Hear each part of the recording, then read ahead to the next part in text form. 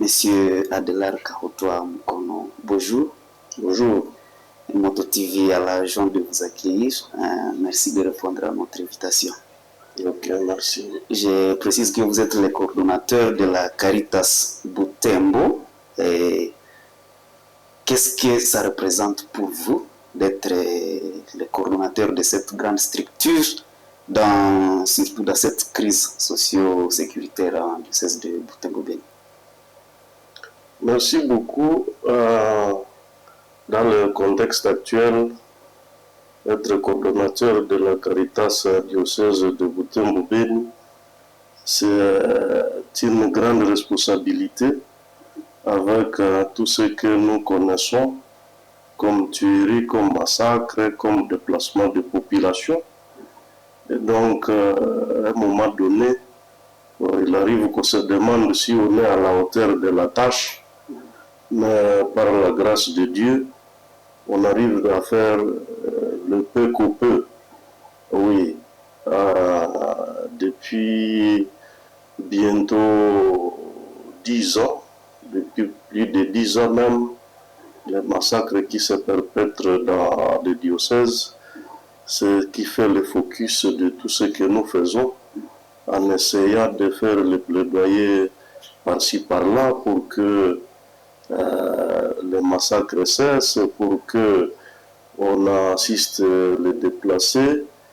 Et ce n'est pas une tâche facile, surtout que on ne connaît pas tous les tenants et les aboutissants de tous ces massacres, mais on essaie de faire quelque chose pour que on essaye d'intervenir pour la population. Aujourd'hui, la Caritas a certainement beaucoup d'œuvres en diocèse de Butembo-Beni. Vous pouvez nous en citer quelques-unes? Ok. L'œuvre la plus récente, sont les centres de formation professionnelle où nous sommes parvenus à réaliser d'abord le centre professionnel Monseigneur Sikouli à Manguila. Et le deuxième, c'est le centre professionnel Frère Maurice au site du bureau à Fourou. Et ça, ce sont les dernières œuvres de la Caritas pour le moment. Mais alors, depuis bientôt 2 ans, il y a aussi la ferme de Bingo, où Monseigneur l'évêque a demandé que nous puissions voir un œil là-dessus pour essayer de voir qu'est-ce qui est encore faisable par rapport à cette œuvre grandiose qui a comme objectif de pouvoir lutter contre la malnutrition dans les diocèses. Et vous l'avez cité, la ferme école de Nino Baglieri, excusez. Et je crois les journalistes personnellement et les journalistes de Moto TV, nous avons eu le temps de palper du doigt. Nous avons été dans cette ferme. À vous donner cette œuvre, est-ce que vous avez eu le temps de comprendre dans quel contexte la ferme a été initiée? Oui, comme je venais de le souligner, la ferme a été initiée dans la suite des œuvres que la conférence épiscopale italienne fait dans les diocèses, commençant par les cliniques universitaires, le centre de nutrition des cliniques universitaires, le centre cardiologique, et la ferme est dans cette même optique. Alors, depuis que on nous a demandé de faire quelque chose au niveau de la ferme, il fallait d'abord qu'on comprenne. Nous avons procédé par un état de lieu pour savoir un peu quelle est la situation actuelle de la ferme. Et après 3 missions, nous avons parvenu à faire un plan de relance de la ferme parce qu'il y a suffisamment d'infrastructures qui ont été installées. Malheureusement, il y il a manqué le faux déroulement. Donc, tout est mis à place, mais comment ça va fonctionner, c'est ça le grave problème qu'il y a. Alors, nous avons réfléchi sur le plan de relance.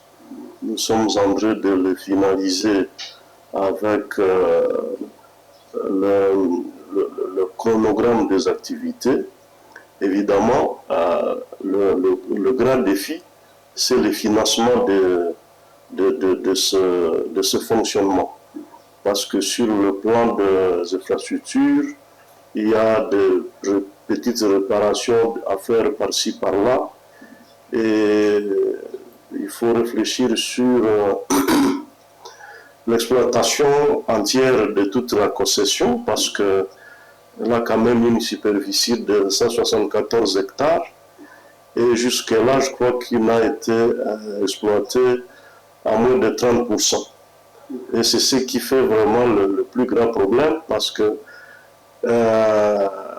il n'y a pas de production à la ferme.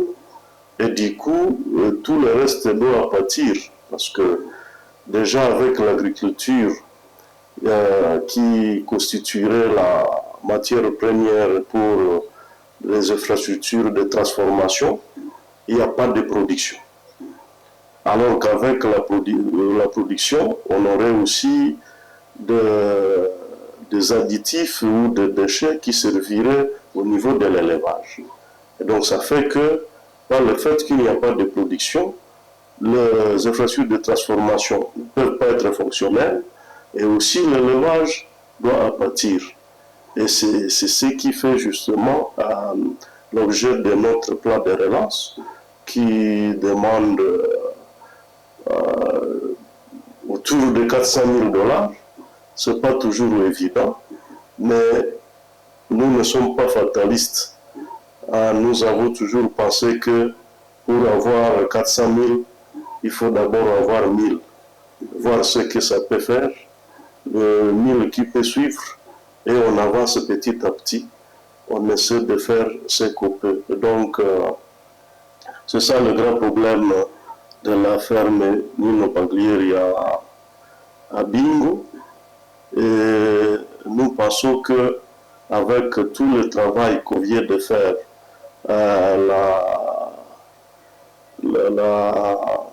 avec ce qu'on a commencé, d'abord par l'état des lieux et le plan de relance, petit à petit, nous pensons qu'on va amorcer les premières activités, et au fur et à mesure, parce que le focus doit être fait sur d'abord la réparation de tout ce qu'il y a comme charroi automobile, pour permettre à ce qu'on touche le volet de la production, l'agriculture, avec toutes les filières qui sont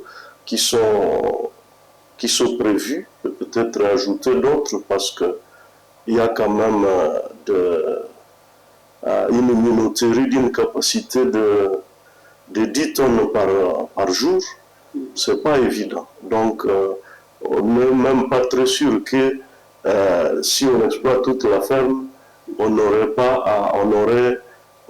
à faire fonctionner cette minoterie à temps plein. Donc ça signifie qu'il faut qu'on recourt à d'autres contrées pour arriver à optimiser, par exemple, cette minoterie. L'autre difficulté, c'est que toutes les infrastructures qui ont été mises en place, il n'y a pas d'eau suffisante. On n'avait pas fait allusion ou réfléchi sur faire une mini-addiction ou un bon forage au niveau de la ferme. Donc, il y a carence d'eau, il y a carence du courant. Avec tout ce qu'il y a, ce n'est pas toujours évident. Et donc, on va y aller avec les moyens de bord jusqu'à ce qu'on optimise l'exploitation de cette ferme qui est très très capitale, parce que la malnutrition, elle est dans le diocèse, et je pense que ça c'est parmi les grands instruments qui devraient permettre à ce que petit à petit on résolve ce problème. Autant de difficultés, et les bailleurs ne sont plus là. Vous avez évoqué au début que c'était grâce à la communauté italienne que la ferme a été ce qu'elle est peut-être aujourd'hui. Mais aujourd'hui, ils ne sont plus là. Que pensez-vous? Qu'est-ce que la Caritas pourra faire, préconiser quel mécanisme pour arriver à revivifier cette ferme? Oui, alors, comme je dis, je ne suis pas fataliste. Donc, je considère que 400 000 pour l'atteindre, il faut commencer par 1000. Oui. Et donc, c'est dans cette optique que nous allons nous y mettre. Avec le premier $1000 qu'on peut avoir, il y a lieu déjà de commencer quelque part et petit à petit, on va avancer. Nous pensons qu'il faut d'abord qu'on fasse quelque chose pour nous permettre de faire le plaidoyer. Ça veut dire, avec l'état des lieux, nous disons voilà, avec le moyen de bord, qu'est-ce que nous avons réalisé, et ça nous demande beaucoup plus d'appui pour que nous puissions avancer et arriver à atteindre l'objectif. Et nous sommes confiants que avec tout ce que nous avons jusque-là fait comme effort et avec le peu de moyens qu'on pourrait mobiliser localement, cela pourrait être une bonne base pour faire le plaidoyer afin qu'on revienne vers la conférence italienne, la conférence épiscopale italienne, pour voir s'ils sont encore, ils peuvent être disposés à appuyer, parce que je suis convaincu qu'ils ne voudront pas aussi que l'œuvre qu'ils ont commencée puisse s'anéantir sans un minimum d'objectifs. Donc c'est ce qui nous rend un peu plus confiants, mais nous ne voulons pas aller vers eux avant de faire ce que nous sommes capables de faire localement. Nous avons l'accompagnement de Monseigneur l'évêque et nous pensons que le minimum qu'on aura fait va déclencher la possibilité d'avoir encore un financement, étant donné qu'on aura déjà préparé tous les outils de pilotage, notamment un plan d'aménagement global, un plan de fonctionnement sur 1, 2, 3 ans, avec des indicateurs bien précis. Je crois que ça pourra les encourager à continuer à soutenir cette œuvre qui est salutaire pour tous les diocèses. On peut encore attendre quel délai pour que certains travaux soient effectifs? Bon, là nous sommes en train de finaliser le plan de relance, comme je disais. Dès que nous aurons fini avec le chronogramme, nous aurons peut-être aussi réuni autour de 1000, 2000, 3000, 4000 $, 5000. Cela va nous permettre déjà de commencer par les activités en amont. Parce que dans la plupart des cas, si on n'a pas tous ces outils de pilotage, on risque de commencer par ce qu'on devrait faire à la fin et laisser ce qui devrait être en amont. Et nous ne voulons pas, nous voulons vraiment éviter cela au maximum. C'est pourquoi nous faisons un chronogramme réfléchi en essayant d'identifier par quoi on va commencer, qui va nous permettre d'être plus efficaces. Parce qu'on ne peut pas transformer sans production. Donc ça, c'est le point de départ. Il faut qu'on arrive d'abord à produire des céréales et tous les autres, mais aussi au niveau de la ferme, je crois qu'on n'a pas... il faut qu'on fasse encore quelques études. Est-ce que le maraîcher est possible là-bas? Parce qu'il y aura déjà une grande concentration de personnel qui a besoin de vivre. Et donc, on doit déjà pallier à cette situation avec des cultures à cycle court qui permettraient à ce que justement les gens aient la force de pouvoir bien travailler.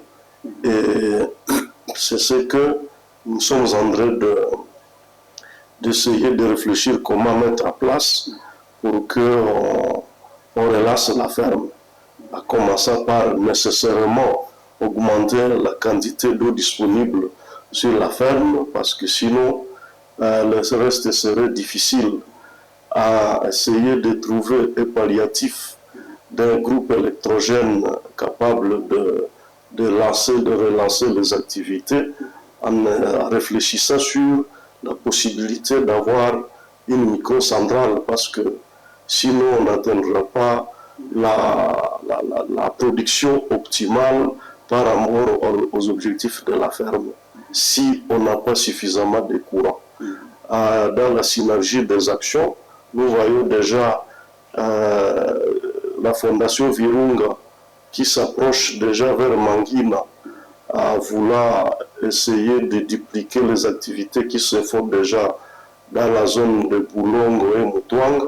Nous pensons que c'est aussi une bonne opportunité pour que nous puissions voir ensemble comment on peut se greffer sur leurs activités pour pouvoir donner une opportunité à la ferme.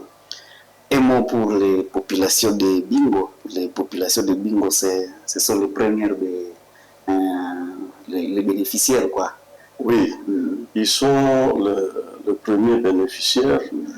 Et nous savons qu'ils sont un tout petit peu déçus en voyant le temps actuel de la ferme, mais nous pouvons les rassurer que d'ici le début de l'année, la ferme va encore revivre et nous leur demandons de s'approprier cette ferme parce qu'ils sont les premiers bénéficiaires directs, quand bien même il y aura une multitude de bénéficiaires indirects. Et donc l'espoir est permis.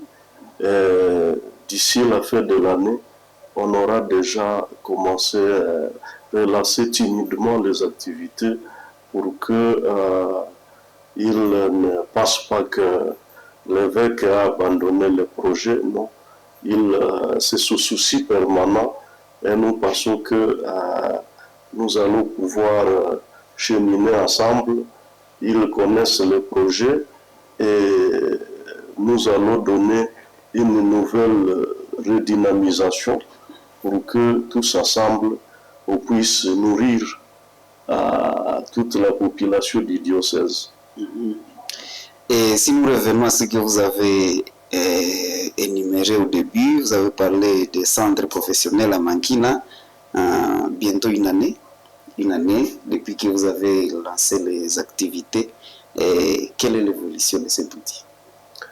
L'évolution, que ce soit à Mangina ou à Butembo, je pense qu'elle est satisfaisante jusque-là. Déjà à Mangina, après votre émission de la Moto TV à la ferme, les apprenants de la filière de mécanique automobile, ils ont été envoyés à la ferme pour essayer de faire aussi un état de lieu de tout le jargon automobile qui est là. Et ils ont fait un travail formidable par rapport à tout ce qu'ils ont retrouvé comme enjeu. À panne, il y a déjà certains enjeux qui sont déjà réparés par ces jeunes qui ne viennent de faire que 5 mois au centre de formation professionnelle de Mangina. Et le centre de formation que nous animons actuellement, je crois qu'ils ont beaucoup d'atouts parce qu'ils bénéficient de tout notre encadrement. Ils sont capables d'accéder à tout ce que nous avons comme équipement. Et ça, ce n'est pas donné à tous les apprenants des autres centres. Je vois déjà à Butembo, les jeunes, ils viennent après le landriseur, ils passent au bulldozer, ils passent aux nivelleuses, ils passent aux bennes Et ça, ce n'est pas toujours évident ailleurs. Donc, nous pensons que c'est un encadrement que nous allons pouvoir bien assurer. Et nous nous sommes fixés comme objectif de pouvoir encadrer les jeunes, les relâcher que lorsque nous sommes sûrs qu'ils ont maîtrisé ce qui les ont amenés.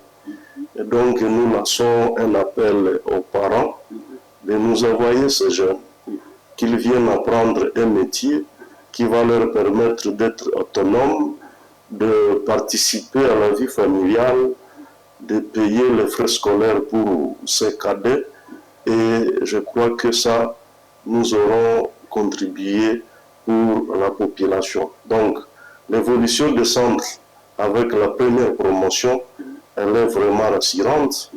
Déjà à Butembo, les jeunes de la filière de cordonnerie, tannerie, ils sont en train de nous fabriquer des sandales, que nous sommes en train déjà de porter des ceintures, et nous voulons aller un peu plus loin parce que nous pensons que c'est une filière qui est prometteuse, où il faudrait arriver même à fabriquer des souliers et des ketchs au centre de formation Maurice à Butembo.